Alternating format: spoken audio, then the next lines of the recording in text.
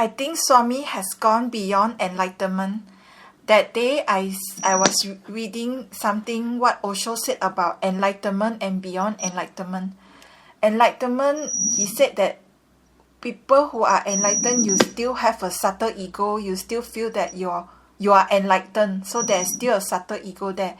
But people who has gone beyond enlightenment, they are just simple people, just ordinary people. They don't feel that they are somebody special. You have anything more to say? Otherwise, you can read Osho quote.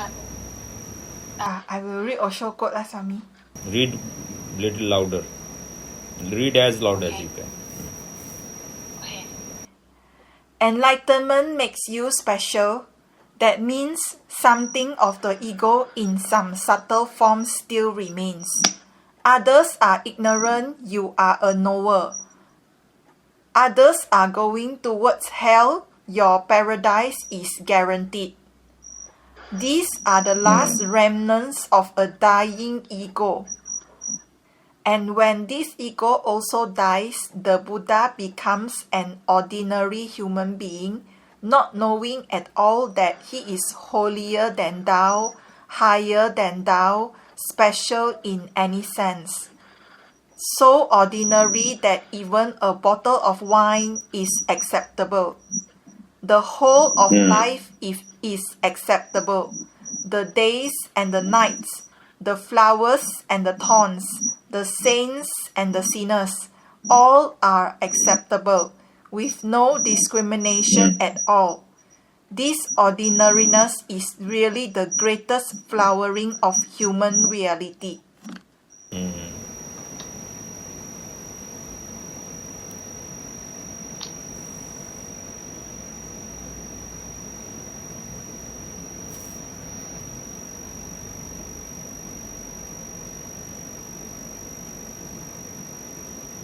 This is really very, very beautiful quote.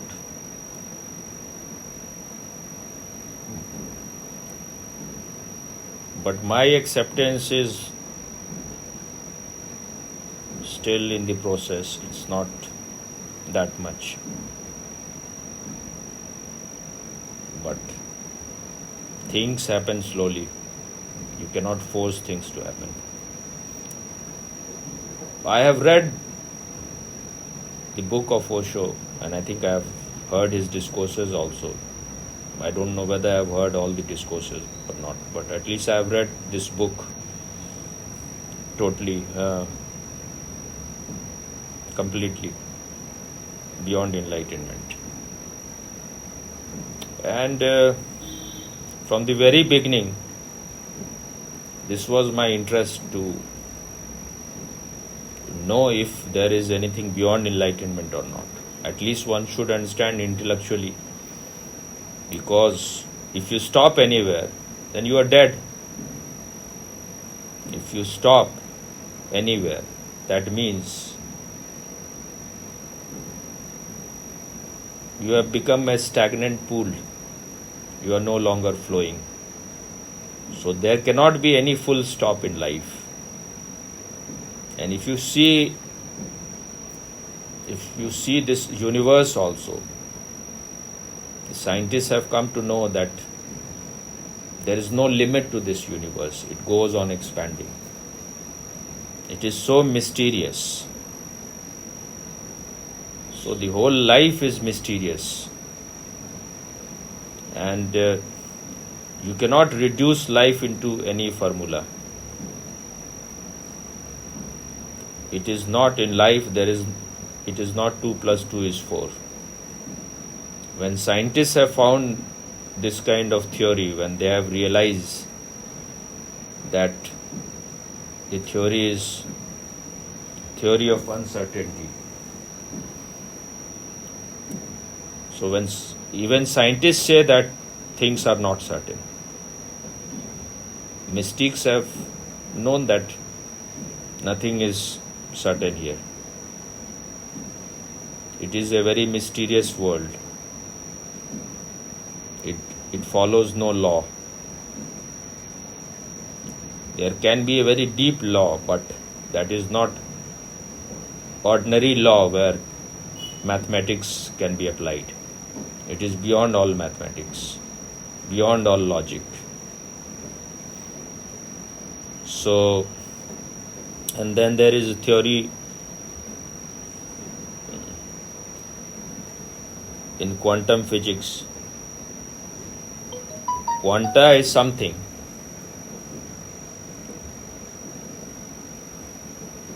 Sometime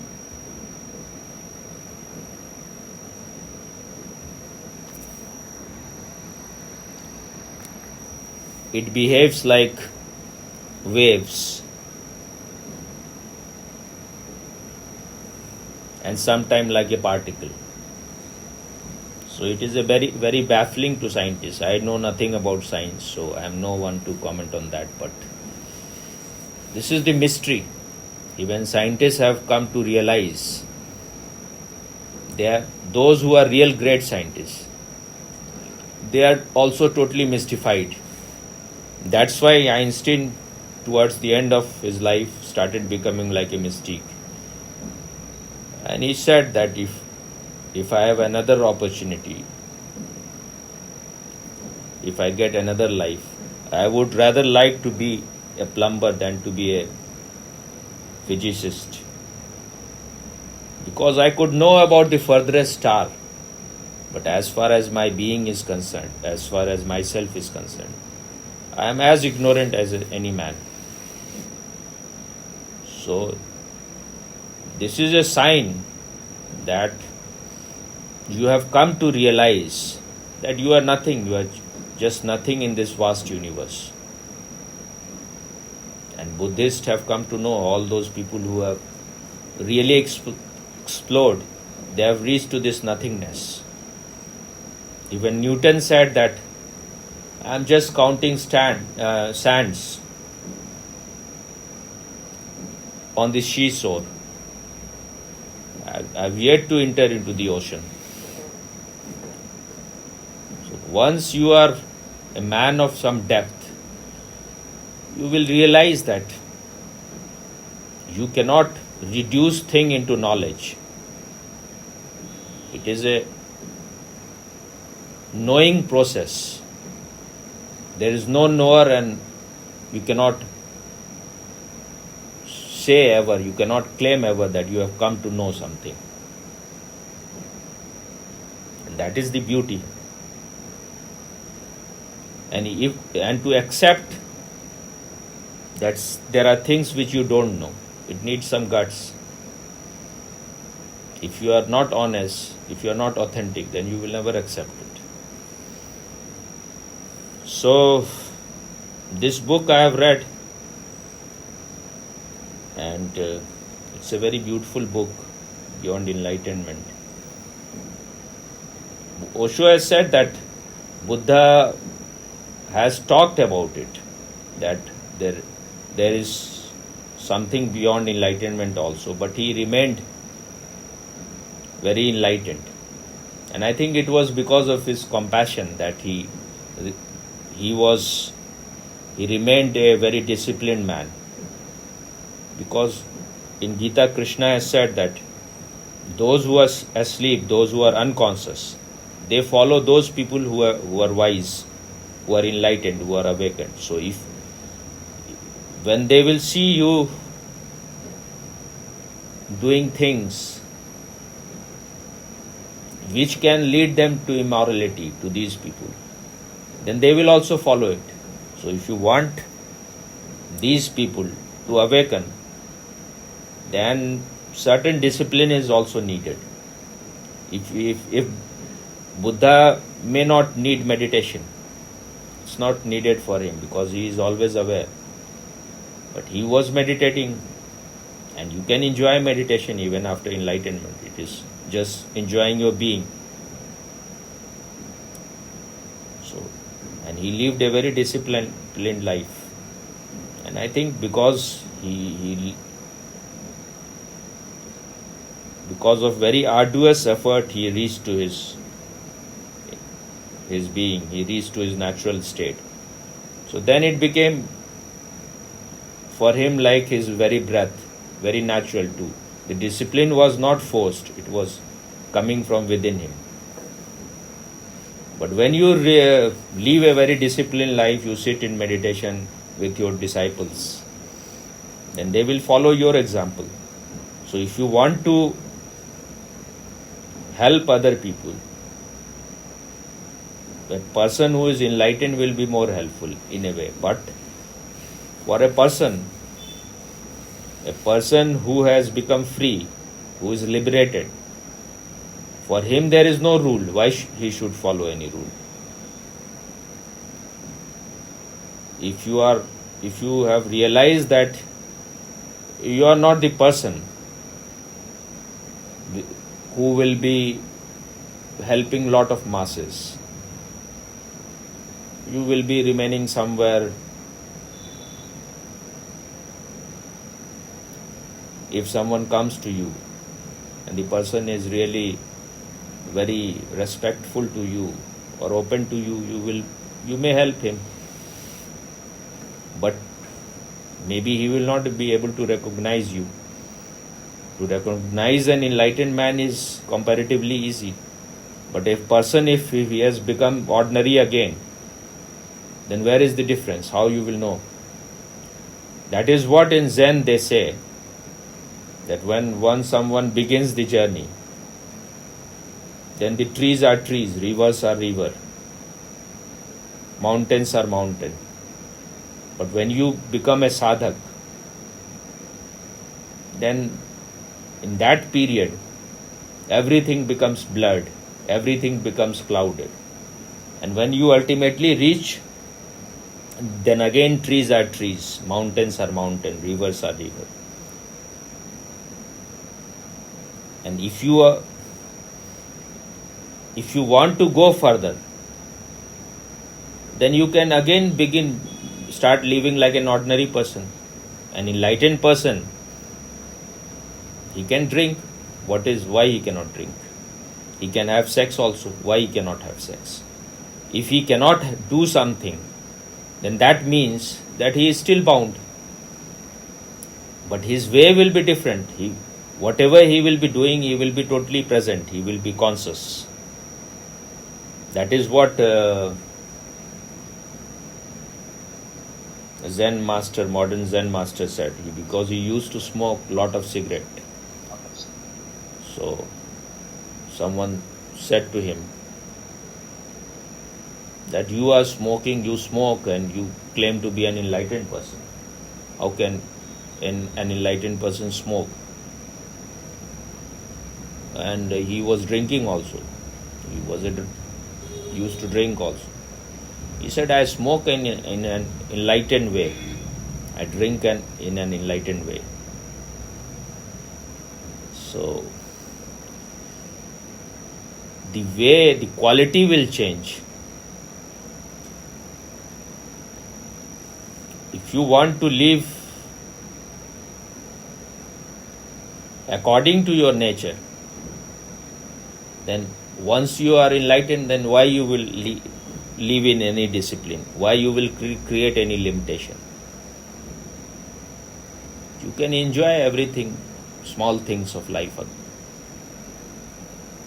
And in Zen also there are 10 Bulls of Zen. In that also, first the bull is lost, then the bull is seen, then the bull is grabbed, and then the bull, he has bound the bull to something.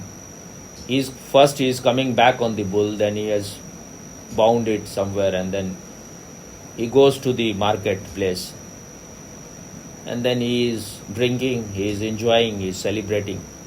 That is the 10th bull, where you again come back to the market. Buddha never came back to the mountain. He remained a disciplined person because he had to give an example. He has to lead people by his own example. But he was a master who was working on masses, working on thousands of people.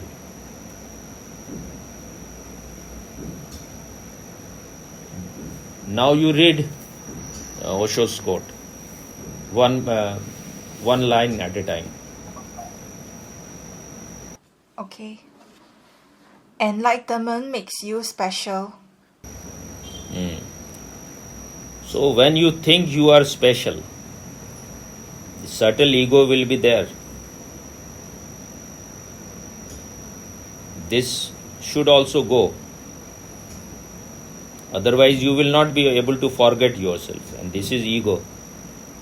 You have to dissolve like the sugar dissolves in the water. No trace remains. Only the water becomes sweet. So if you have disappeared totally, then you will not be a special person. Next.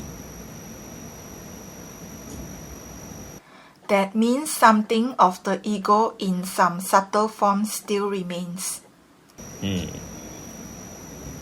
That is what he is saying, that in some subtle way the ego is there. You may call it asmita. It is those who have gone deep inside themselves. They say, first, when you start meditating, your emphasis is on I. And when you start settling in the consciousness, then this sense of being is there. The feeling is always there. You know. It is called anubhuti. You know that you are. Then you are settled in am. I am. I goes to the background and am is emphasized. Then as you go more deeper, in Hindi it is called hu.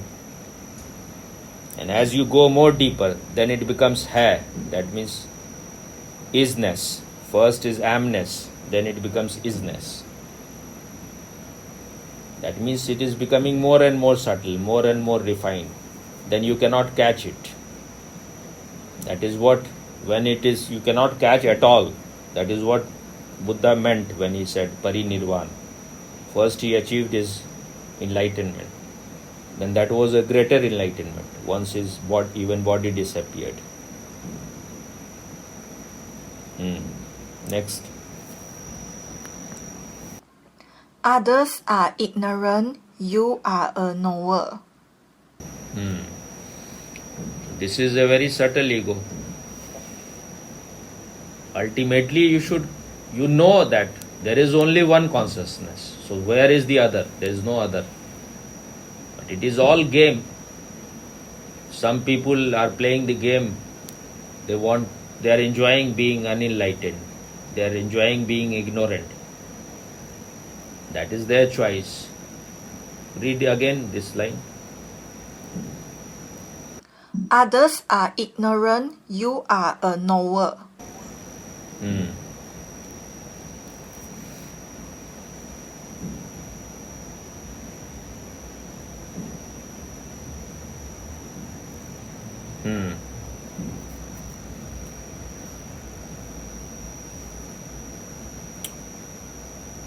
This separation is the misery.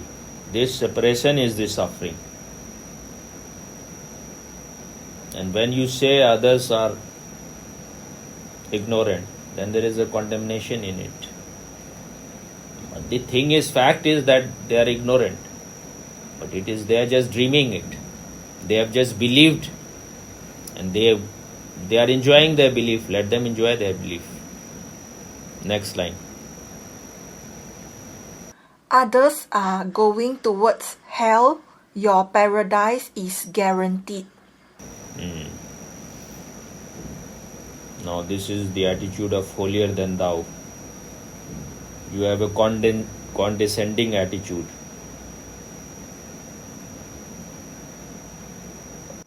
Read again. Let me see whether that last line.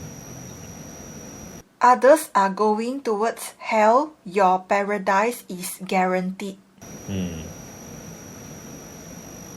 Okay, read the next line.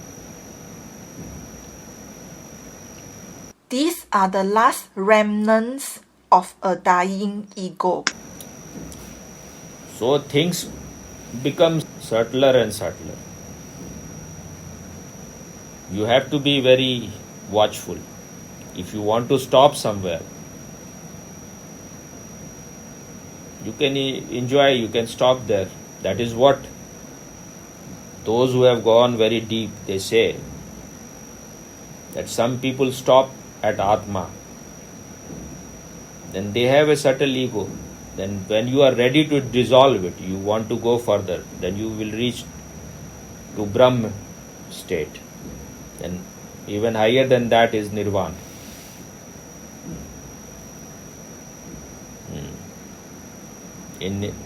When you are in a state of Atma, then you feel you have a separate individuality, or you have a separate existence.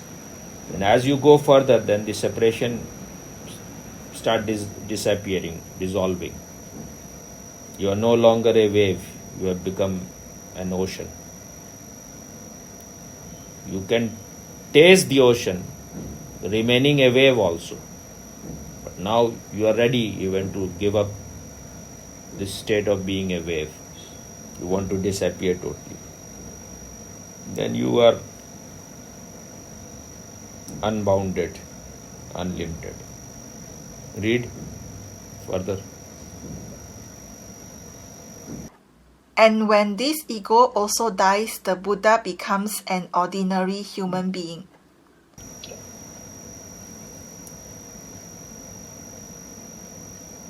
When the ego is completely gone, then how you will feel special? If you don't even exist, who will feel he is special? But you need to have some ego, functional ego, as long as you are in the body. Otherwise, you will become a potato. That is what Raman Maharshi said, that the ego of an enlightened man is like the rope which has been burnt. So you cannot bind anyone with that rope. That rope cannot be harmful. You cannot harm anyone with that kind of rope which is already burnt. So once your ego is completely gone, once this illusion is gone that you are special, then you become just ordinary as anything, like a rock, like a tree, like a river. Either everything is special or everything is ordinary. You can even say everything is special, because this whole universe is full of divinity. It is not divided. Because of our ego, because of our ignorance, we feel that everything is separate. Once you realize your natural state, then the separation is no longer there. Physically, your body, because you are identified with this body, so that separation is there. But that also is just a belief. Nothing is like an island. It is an interconnected world. Read. Not knowing at all that he is holier than thou. Okay. That I have already said He is neither holier than thou nor inferior to anyone. He is just himself. But he has an individuality that will remain. Then the second thing, after that, Higher than thou. These are all same thing. And then the third, Special in any sense. okay. These are all same thing. Okay, now after that, So ordinary that even a bottle of wine is acceptable. This is great insight. He has become so ordinary, he has to show to no one that he is not an exhibitionist. He is not interested in showing anything to anyone. Only ego is interested in creating impression, in impressing other. Only the ego is interested in getting your respect, respectability, your rewards, your certificates. Once you know that, once you realize that no one can add anything to you, your inner state remains. Whether others are respecting you, whether others are abusing you or garlanding you, showering flower on you or hurling abuses, it makes no difference. So, the bottle of wine is a symbol of something which is condemned, which is regarded as a symbol of immorality. But he is not interested, he is not a politician, he is not seeking your votes. If he feels like having a wine, he will have it. He will have it in an enlightened way. He is not interested in creating followers. Because if you are interested in having more and more followers, then you will have to become their followers, their follower. You will have to do what they want you to do. Then you are in a prison.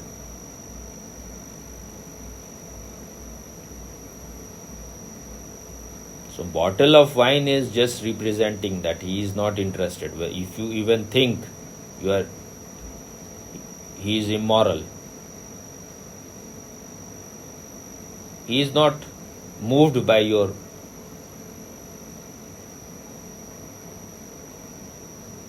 ideas. That is real freedom. If you are affected by what others thinks about you, then you are still bound. So as you become more and more aware, as you grow more and more in freedom, then you realize what is the point. Let them think whatever they want to think.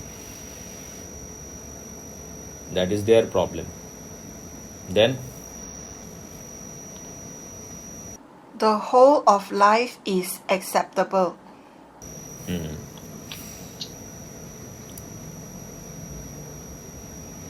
Once you are not interested in what others thinks about you, then you will accept the whole of the life. Whole of life has something to offer. If there is anything in this universe, it is there because it should be there. Otherwise it would not have been there. Even poison may be of some help sometimes. In the mud, the lotus is hidden.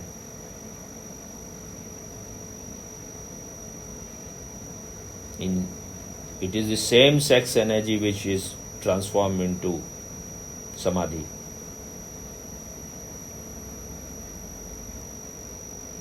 So, once you grow more deeper in your wisdom, then everything will be accepted. Because you will see that if it is there, it is not redundant. It is not something which you can treat as a garbage. Even if garbage is there, it must be serving something.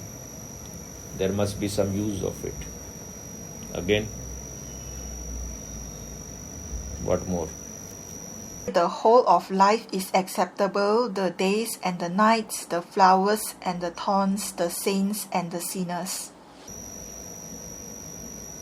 This is the common normal attitude. If we accept days, but we are not able to accept night. We are able to accept life, but we are against death. So as your insight grow deeper, as you go deeper into yourself, you will understand that if the one is there, the other will be there also. If the matter is there, then there will be antimatter also.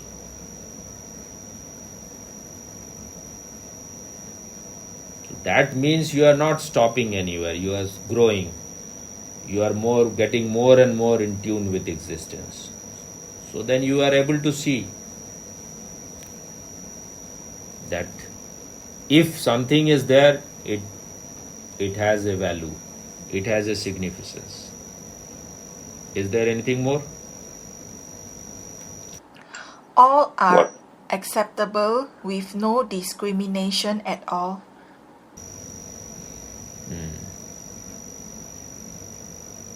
That is what is meant by Advait. No duality. There is no two. All are acceptable. You are not discriminating. This is higher, this is lower.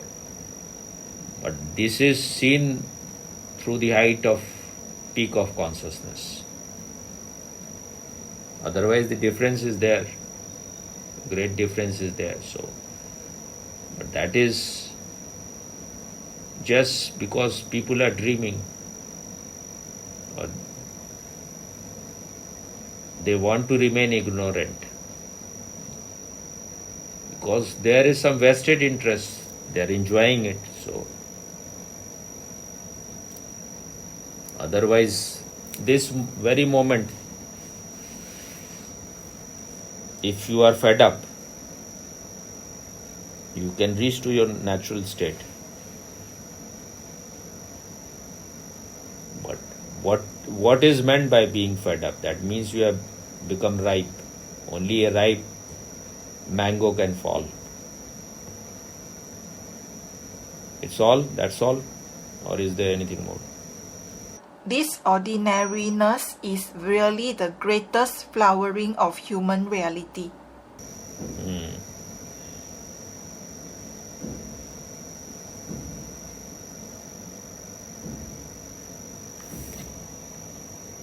What Osho means here is that once you have become special, an enlightened person is in a way the most special person. He has reached to the peak of his consciousness. And then if he again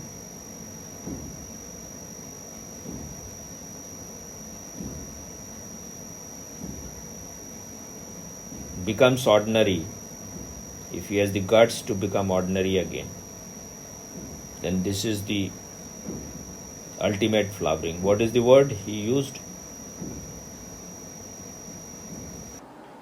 Greatest flowering of human reality.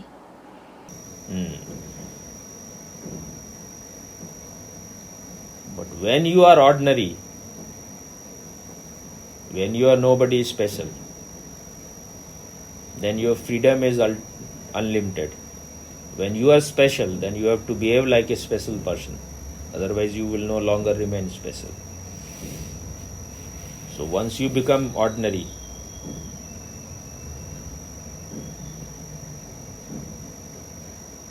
then all the tension are gone.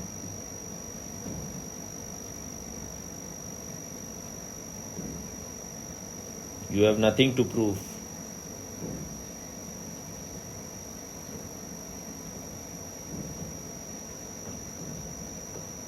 You have accepted yourself totally, then you will be able to accept others also. Okay?